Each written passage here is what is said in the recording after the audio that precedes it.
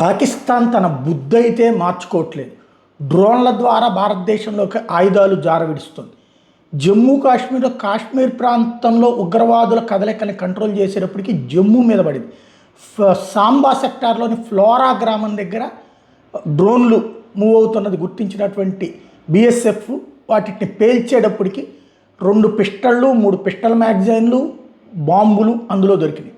అంటే యువతల జనంలో కలిసిపోయి ఉండేటటువంటి ఏ చిన్న వ్యాపారస్తులాగా, రోడ్డు పక్క వ్యాపారస్తులాగా, బట్టలు అమ్ముకునే వాళ్ళలాగా, లేకపోతే అట్లాగా ఉంటూ ఇక్కడ స్లీపర్ సెల్స్గా ఉన్నటువంటి వాళ్ళు ఇక్కడ ఏదన్నా అరాచకం చేయాలనుకున్నప్పుడు ఇదివరకైతే కనుక ఆయుధాలు ఆల్రెడీ ఇక్కడ పెట్టుకుని ఉండేవాళ్ళు. ఇప్పుడు ఎప్పటికప్పుడు పట్టుకుంటున్నారు, వేసేస్తున్నారు. కాబట్టి ఎన్కౌంటర్లు కూడా చేసి అవతల పడేస్తున్నారు. కాబట్టి వాళ్ళని కాపాడడానికి ఏదైనా ఇన్సిడెంట్ చేయాలనుకున్నప్పుడు ఇట్లాంటివి చేస్తున్నారు. 2 పిస్టల్స్, గ్రెనేడు, 16 రౌండ్ల బుల్లెట్లు ఇవన్నీ వచ్చినాయి. అంటే 3 పిస్టల్ మ్యాగజైన్లు ఉన్నాయంటే కనబడ్డోళ్ళని కనబడ్డట్టు కాల్ చేసేటటువంటి దౌర్భాగ్య పరిస్థితులు ఉన్నాయి కదా, ప్రపంచ దేశాల్లో చేస్తున్నారు కదా. అట్లాంటి ఘాతుకానికి దేనికో పాల్పట్టం కానీ, లేదంటే ఇక్కడున్నటువంటి ఏదన్నా అధికారుల్ని టార్గెట్ చేయడం కానీ ఉంటుంటాయి.